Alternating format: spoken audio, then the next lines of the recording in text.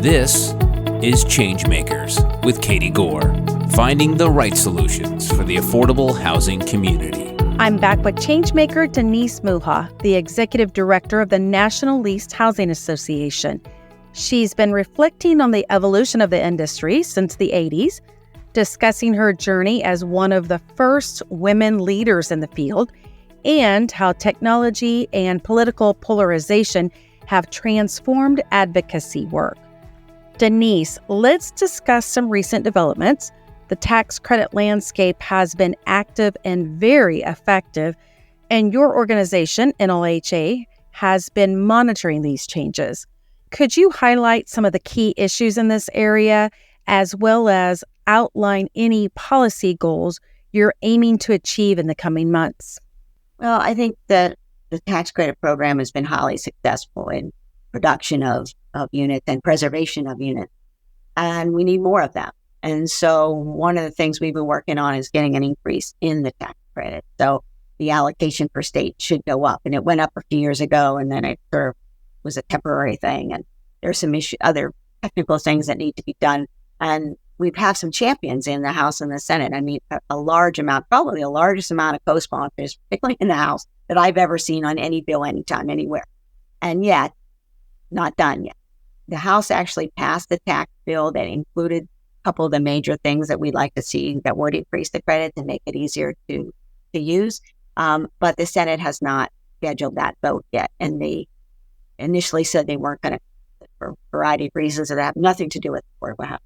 So right now, there's a chance that the Senate may put the bill on the floor, and there's a chance that there are enough supporters that it could pass. But it's, I would put it at 45%. But next year is a different year. And, because we have such strong support, it's going to get done eventually. It's just like I said, nothing happens quick. And we have some other things that we'd like to get done in reference to the voucher program. We've been working on legislation to make it easier for housing authorities to use funds or access other funds to help tenants with security deposits and other things that come up that impact tenancies, and to incentivize landlords who maybe have never participated in the voucher program and are worried about, what that cost is or what the outcome is. And so that would be a great thing if housing authorities had more flexibility. I think moving to work housing authorities do, but we'd like to see those things happen with some sort of a, grant program or something, or a use of HAT fund, something where, we don't want a tenant not being able to use their voucher because they can't afford a security. And we don't want a landlord who just doesn't understand the program, is worried about losing money, not participating when $1,000 bonus might be all that he needs to be convinced, right? So those are, I think, two things that we're working on legislatively. And there's always little technical things that you'd like to see fixed, but those are probably the main things. And we saw some appetite for that with some waivers and landlord incentives during the last few years. So we know the model is out there. We know that it can be achievable, and we know it made a difference. So If we can permanently allow some flexibility here, and not just on an exception or waiver basis, that would be good, because security deposits do make a difference. Damage deposits make a difference. Paying off past utility bills can make a difference. There are a whole bunch of things on that menu.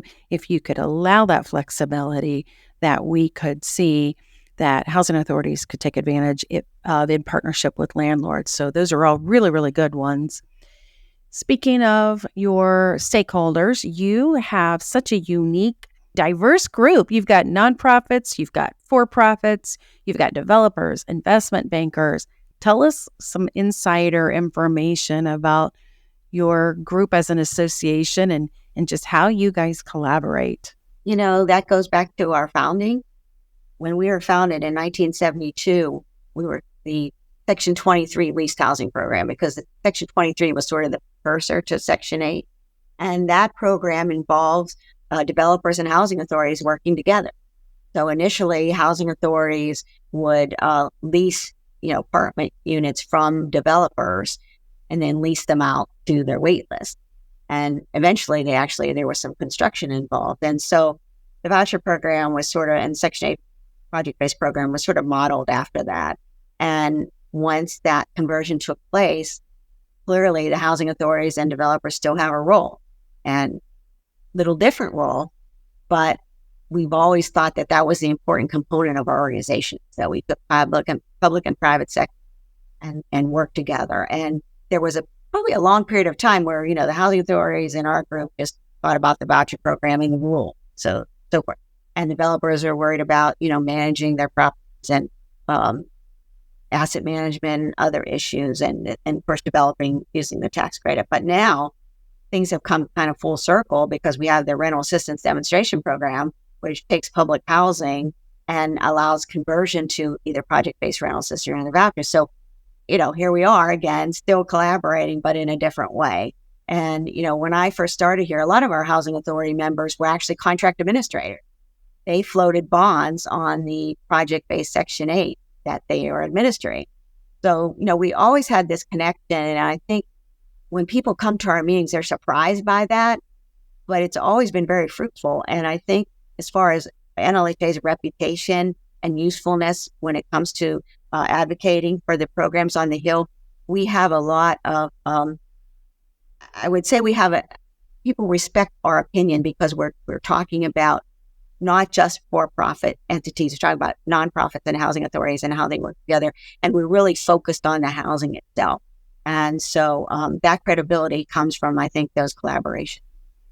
What I really love about you guys is that you have such an ability to work the log jams. Like, you know who to call, what needs done, and you come with a recommendation or a proposed solution, which I'm sure the regulators appreciate as well.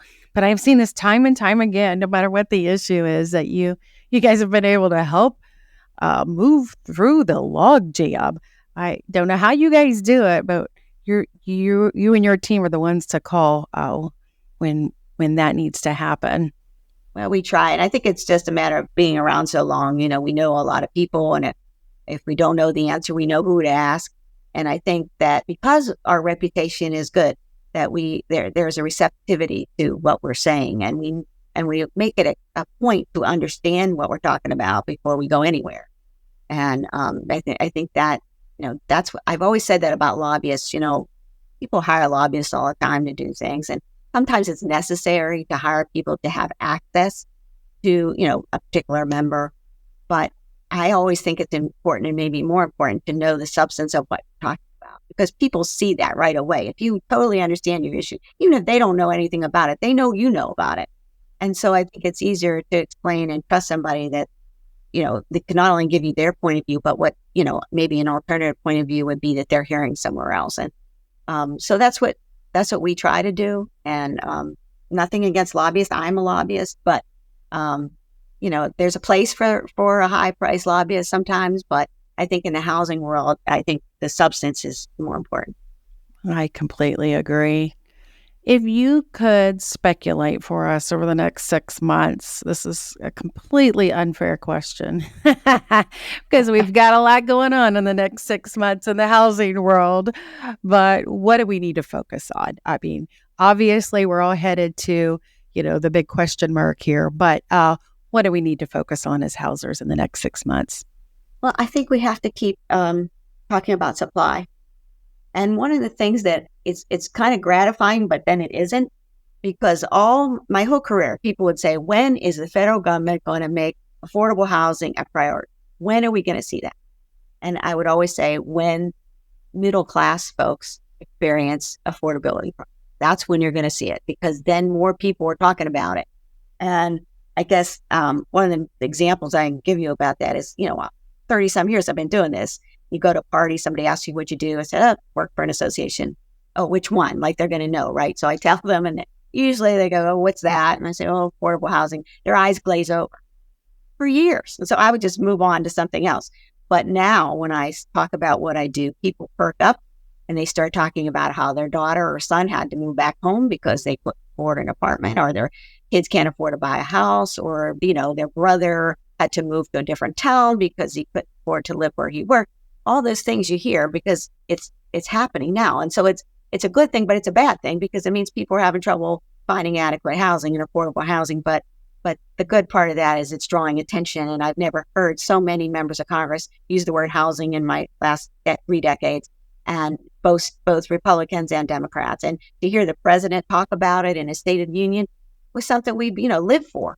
They may talk about home ownership in the past, but never about rental housing. So I think that that's a good thing. And I think that's going to, the supply is not going to, that problem's not going to be fixed anytime soon. So we need to keep talking about it. We need to talk about climate issues and energy efforts to make our housing more efficient. I think that's important. But probably key to all of us is funding. We have to make sure that when they're trying to cut the budget, as they always do, that they understand the nexus between cutting subsidy dollars and the person that's receiving that subsidy. And that's what we're going to, regardless of who ends up being the White House, that we will be doing that. And, typically, I like to say housing's bipartisan for the most part. And we've never seen sort of a, I don't think our programs have ever been in jeopardy during my term. I mean, people talk a lot, but at the end of the day, I think people realize the importance of having that assistance to the families that need. Is it too much positive thinking for me to make the statement that there is more momentum, there is more conversation happening, and there is more awareness about the lack of affordable housing and the current market conditions? Is that too positive thinking to come to that assumption? No, I think that's the situation. I think that regardless who's leading the country, that's just a fact that we have an affordable housing problem. And you may not think it affects you, but if you run a business, it does affect you because you can't find people to work in your dry cleaners or the store or whatever because they can't afford to live anywhere near where that is. Especially, this area where I live is very expensive. And you see that everywhere you go, that the staffing levels are way down because people can't afford to live, in these communities. And you have a bunch of cities that were once affordable that are no longer. They used to call them flyover cities, but now the rents in those cities have gone up. So it's just not a coastal issue or a high metropolitan city issue any longer. It's everywhere. Let's talk about some good news here. I am on the Education Scholarship Committee for the National Leased Housing's Education Fund. And you established this fund. It has been providing significant impact for scholarships and residents of assisted rental housing. What inspired you to start this? And can you share what it is you guys are doing and some success stories that have come from that? I think in 2007, one of our members who is a broker said to me, asked me if we had a scholarship program. And I said, no, was thinking, how hard that might be to raise money for it. And he said, you know what, I'm going to pledge $50,000 based on my commissions over, say, a 5-year. Every time he would sell a property, we would get a wire transfer of money to our fund. So that, was the impotence for me, going and getting the 501c3 designation and all the paperwork you need to do. And that's how we started. And then we started asking for donations from our members.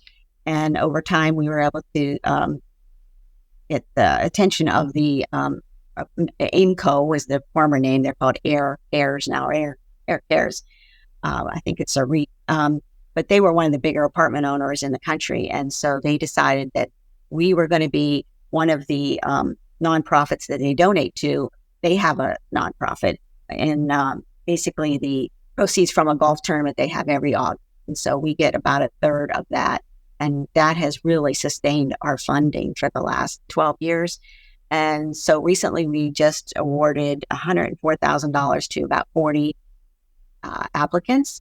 And some of them are high school kids going to college. Some of them are going to graduate school. Some of them are single mothers going back to school or trade school. And over the years, we've seen kids, go from their freshman year through their senior year of college, then go on to grad school. We have a young kid right now that just finished his senior year in college, and he's going to dental school. And his mother, who was watched all this, of course, very proudly, has decided she would like to go back to school. So she applied and received a scholarship. And so our applicants are people that live in federally assisted housing or tax credit housing. And, their stories are really inspiring because a lot of them have many challenges that they face, and yet that they strive for an education. And especially the young people that have had tough out, they can maintain a 4.0 and volunteer somewhere. It's amazing to me that every time I read the essays, it just blows my mind what these kids can do and how motivated they are.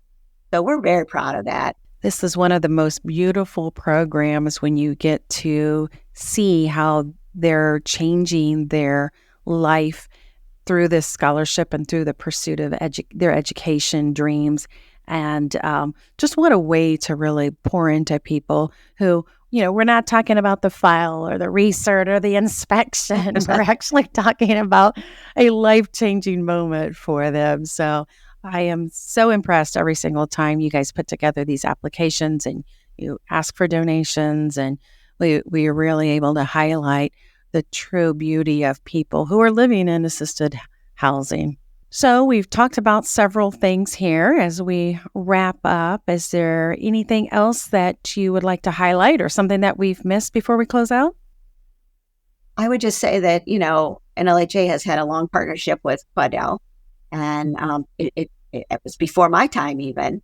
And so that we very much appreciate that partnership over these years. And the work that you all do is so important to the work that we do, and couldn't do that without you.